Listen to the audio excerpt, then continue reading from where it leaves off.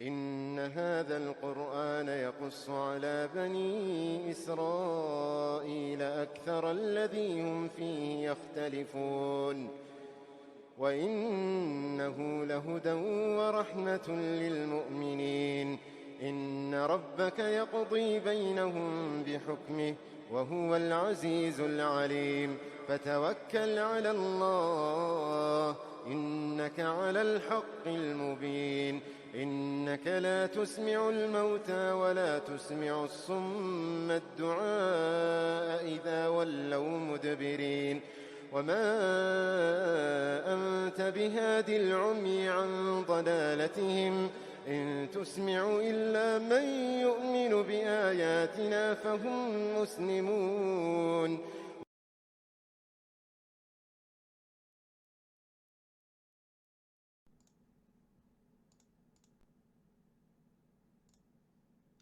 This recital, indeed, narrates to the children of Israel most of what they differ over, and most surely it is a guidance and mercy to the believers. Indeed, your Lord decrees between them by his wise judgment, and he is the Almighty, the All-Knowing. So place your trust in Allah. You are indeed upon the evident truth. Indeed, you cannot make the dead hear, nor can you make the deaf hear the call if they withdraw and turn their backs. Nor can you guide the blind out of their utter misguidance. You can make no one hear except those who believe in our signs and are thus Muslims. So what are these few verses that we're looking over talking about? They're addressing the children of Israel, aka the Jewish individuals living in Medina at the time, who are opposing the Prophet ﷺ, and says that this Qur'an explains to these people what they differ about, what they discuss, what they argue against. And at that time, especially Christians and Jews, their biggest issue is that Christianity came and was believed to get rid of all the laws that Jews had established, and Judaism believed that they had to follow the law. And so between those, that's a big conflict. But even within different Jewish sects, what laws should be followed and how they should be followed were also argued against. And so the Quran is a message, and it's telling them that it's a message to them, and it talks about their own message. So it's telling them that it's not an unfamiliar thing, even though they may view it as unfamiliar. It's a continuation of their message if they would only listen. It's a guidance and a mercy for believers. Indeed, Allah subhanahu wa ta'ala will decree between them by his wise judgment, and he is the Almighty and the All-Knowing. Actually, I think it was either this week or last week, someone had asked a question about what happens to non-Muslims after they die and then they're resurrected on the Day of Judgment. And of course, no one knows the answer to that except for Allah subhanahu wa ta'ala. But it's in the Quran very often, and not in just this surah and this ayat, but in many different ayats, that Allah subhanahu wa ta'ala is the most just, and he will judge between everyone with his most wisest of judgments. And it ends with he's the Almighty, because he has power over the Day of Judgment, and he is the All-Knowing, meaning that he's the most perfect judge, because a judge can only rule on what they know. That's why you have presumption of innocence in the United States, innocent until proven guilty. But for a judge who is all-knowing, the judge will already know exactly not only their actions, but their intentions, how they behaved, etc. And because of that knowledge, they can also establish the most just ruling for all these individuals. So we have no idea on what happens to non-Muslims, but Allah subhanahu wa ta'ala assures us in this surah in particular, but in many different parts of the Qur'an as well as in the Hadith, that he will judge between everyone most justly. So what's the next step? We just place our trust in Allah subhanahu wa ta'ala. And what does it say? فَتَوَكُّلْ عَلَى اللَّهِ. Just like having tawakkul of Allah, this is where that comes from, right? So if you put your trust in Allah, indeed you're upon the evident truth. And it's that simple. As long as you put your trust in God, then you don't have to worry about how things will end up, because he is the most wise, he's the Almighty, he's the All-Knowing, etc., etc. Now the last two ayats that we covered are pretty interesting to me, because for one, some of the translators like Abdul Halim think that Allah subhanahu wa ta'ala is just talking about to the Prophet sallallahu alaihi wasallam. I personally like the Bridges translation where it's just talking to you, the reader. And it's very interesting what it talks about. In the 80th ayat, it says, "Indeed, you cannot make the dead hear, nor can you make the deaf hear the call if they withdraw and turn their backs." So this is a very clear analogy to me in my Tadabbur that this is the analogy of someone who doesn't want to listen to the message, so they're deaf to the message. But Allah subhanahu wa ta'ala goes even further and just compares them to someone who's dead. You no matter how hard you try, if you want to yell in their ears, you want to host debates with them, you want to host discussion panels, whatever you want to do, if at the end of the day these people don't want to listen, then they won't, and they're akin to a dead person who's just languishing around waiting for who knows what, right? For us, they're waiting for the day of judgment to be judged, but the dead is dead. Their fate is already sealed. Once you're dead, you can't, only few things will benefit you in the hereafter, but more or less everything that you've done, it's it. That's game over, and now you have to wait until the day of judgment to actually get most of the benefits that you've reaped or see what punishment lies in wait. And the next part is another analogy. Instead of the deaf, it goes on to ask about, can you guide the blind out of their other misguidance? No. If they don't want to see the path in front of them, then they won't. And you can't guide someone if they don't want to be guided. And again, it goes back to the deaf analogy. Says you can make no one hear except those who believe in our signs and are thus Muslims. Meaning, evidently, first off, that anyone that is Muslims believes in the signs of Allah subhanahu wa ta'ala, but also the possibility that those who are non-Muslim can see the signs of Allah subhanahu wa ta'ala but not recognize them for the signs. And those people aren't hopeless. They're not the dead that Allah subhanahu wa ta'ala is talking about here. They're not the deaf. They're not the blind. I mean, they see the signs of Allah subhanahu wa ta'ala. They hear what they want to hear, and they know that there's something out there. Just perhaps like we might make a very big stretch here, but in this surah alone, we talked about Bilqis, who was the queen of Sheba, who accepted Islam after seeing the miracles of Prophet Sulaiman alayhi salam. So people who can see the signs aren't necessarily dead, and they are the people who we can who might have the better reaction to da'wah and stuff. But those who don't want to, and those who are just, let's say in this day and age, like clickbait titles or just trying to pander to us, they are already dead in the eyes of Allah subhanahu wa ta'ala. So there's a question: as Muslims, is our stance that the rules that came before, unless repeated in the Qur'an, aren't valid? Okay, I see the question. Are the rules that came before in the Torah in the Old Testament valid, or sorry, invalid unless they're repeated in the Quran? Yeah, basically they're invalid unless they're repeated in the Quran, for two reasons. One is that we don't know which of the original, or I should rephrase, we don't know how much of the original revelation is still preserved in any of the books that we have right now. So the Torah that the Jews have is not the same Torah that was revealed to Musa alayhi salam, and the Bible that the Christians have, if you want to choose one Bible out of several different editions, some of which have 7 extra books, some of which have 3 extra books, some of which only have 18 books, etc. We don't know how much of that is actually from the original Injil that Isa alayhi salam had. So that's one reason why the rules espoused in these books are no longer valid unless they're repeated again in the Quran.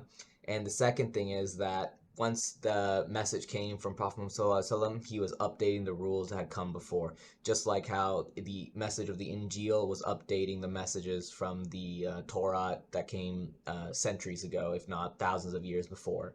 So it's an updated rule set, if you want to say. And we don't listen to the rules in the other 2, or I guess I should say the other 4 revelations, although there's 2 that none of which survive at all, unless they are repeated again in the Quran. And then a second question: when giving dawah, should we not when giving dawah, should we not, when it seems the person doesn't want to know? Then, when giving dawah, should we not, when it seems the person doesn't want to know? I need a little clarification. I'm not sure what it's asking. So my question was, so this is something that's specifically been on my mind. Uh-huh. because I had a friend that I saw a couple of weeks ago, and we were talking about pretty much she had asked like, do I believe that like non-Muslims are going to hell? And I was just like, well, I don't really know. Then I asked her the same question if she believed Muslims are going to hell because she's Christian, and she was just like, well, yeah, you guys haven't accepted. And I was just like, oh, okay. And Mm-hmm. then from there, we were just having like different conversations, and like from those conversations, there were certain things that she clearly believed that I did not. Um, and this is just an example of like getting down. Like it turned out there are certain things within her own religion. She's just getting back into like Christianity and things like that that she still needs to learn. And so I was just like, okay, maybe like since I've done a little more research on my religion, it's not really as fair for me to ask you these things because you don't know. But also, then the flip side is you probably shouldn't be speaking on it if you don't know. But like, Right. ended with me encouraging her to like, hey, you should probably do some research. So she couldn't tell me like, okay, so where does it in the Bible say like I'm going to hell? Like, Mm-hmm. but the way that it had essentially ended was well, the reason why I bring this up as me having this question is because like we're supposed to get dawah, we're supposed to like give people the message as much as we can, even with a little bit that we know. Like, don't go around spouting things that you don't know about. But like, if you know something, like, and you know it's like legit, you can talk about it. Mm-hmm. Is the way that I see it. But then, like, when it comes to people that really don't care, they don't want to know. Should we just like give up on them and just not? So you would get different answers depending on who you're talking to, and I don't think there's necessarily a wrong answer here. I'll explain both sides though. So for someone that is really not interested in learning of the other person's position, you don't necessarily need to give da'wah to that person. You can do it through indirect ways, like your actions, your your character, the way you do it, anything that you can represent Islam externally. That's sufficient enough da'wah. And if they ever ask you, then your duty is just to answer them. But if they want to get into a fight or a discussion, that's something that you can avoid entirely, and you don't need to interact with them in any basis at all if you're not interested in it, because it's not your duty. Your duty is to represent Islam as best you can, but at some point arguments become something that only feeds your nafs. And that's something that Imam al-Ghazali rahimahullah actually says in his books as well. So he started out as a very great debater, very great orator, and he would have these discussions with everyone. Within Islam, he would have discussions with different scholars depending on this issue versus that. He would have discussions against atheists or at least papers against atheism, etc. And at one point, he was teaching a class, and he was a very respected scholar, and he just completely lost his voice. And I'm not talking like physically, like there was something wrong with his vocal cords, where he just became mute. He just could not speak no matter what, and so he basically went into not I don't want to say exile. He wasn't exiled, but he withdrew from his teaching position. He just started having reflection on himself, and he wrote one of his most famous works at that time. And in it, he talks about how he realized he was wrong because the argument became less about trying to portray the truth of Islam and more about, oh, I have to be right and I have to be the one to show these people how wrong they are. And so it was just feeding into his own soul. And so one of the key takeaways from that book was that Imam al Ghazali said that you can save a person's soul, or you can save a person's position. You can have them change their opinion as long as fanaticism has not taken hold of them. Once fanaticism has taken hold of them, then they are lost, and no matter what you show them, they will not turn to the truth. And he goes, for anyone that doesn't believe me, or anyone who wants to challenge this, just believe me because I was the expert at debating, at discussing whatever you want to say. He was just the foremost person in his field to debate that or any ideas. And if he is saying that if once fanaticism has gripped someone, that they're lost to all hope, he's basically telling all the other people reading his works that you can, give up on this individual and they'll have to go through their own journey and make it personal between them and Allah subhanahu wa ta'ala. So that is one position that I think is fine. There are other positions, and you see this a lot with like the clickbait imams or dais and the ones that are like on Hyde Corner or Hyde Park, wherever in the UK. They're the ones that go out and they actively challenge individuals, and I'm not saying that's wrong. I'm not saying that in the slightest. And they, some of them will say that that is a duty that every Muslim should be going out and doing this like that, like knocking door to door. I think that is the part where it's too far. So you can definitely go out, you can have those kind of discussions, but in my opinion, and I practice this myself, if the other person isn't even remotely interested, if they just want to start an argument and they don't really want to change their position, then I don't engage with them. And one of the, I guess this is a little bit off topic now, but I will just add on as a final point. One of the ways that I kind of weed people out who are interested versus not interested is I ask them before I start any debate a very simple question. I ask, let's say hypothetically, I prove to you the existence of a God, the Islamic God. Would you pray to that God 5 times a day? And the ones that are not interested in really learning about Islam, they'll say something like, "Oh no, I have to know that he's worth being prayed to 5 times a day, astaghfirullah," or I have to, be convinced that this God is someone that I could devote 5 times a day to, whatever, some excuse like that. Those are the people that are not interested in learning about Islam because they don't really want to, have the image that they're subservient to something else or anything like that. But the ones that might answer or say something like, yeah, I would pray or try to follow the commands of a God that I knew existed, then I can start engaging them because these people are actually interested, as long as I think they're answering honestly. So I hope that answered your question.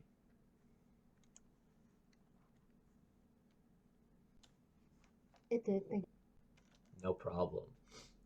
Yeah, I'll open the floor to any other points, discussions, or any other questions that anyone else might have.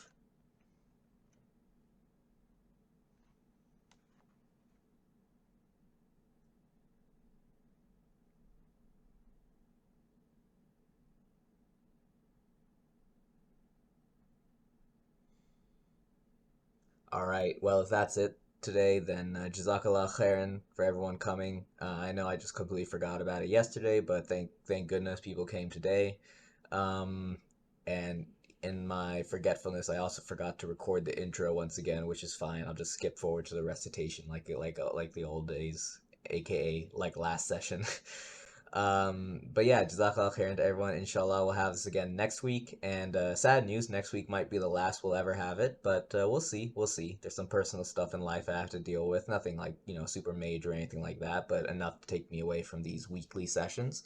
So yeah, we'll see. Inshallah, if Allah SWT plans that we have more of these sessions, then we'll have more of them. But if not, then next week might be the last one. But anyways, Jazakallah khairan and assalamu alaikum everyone.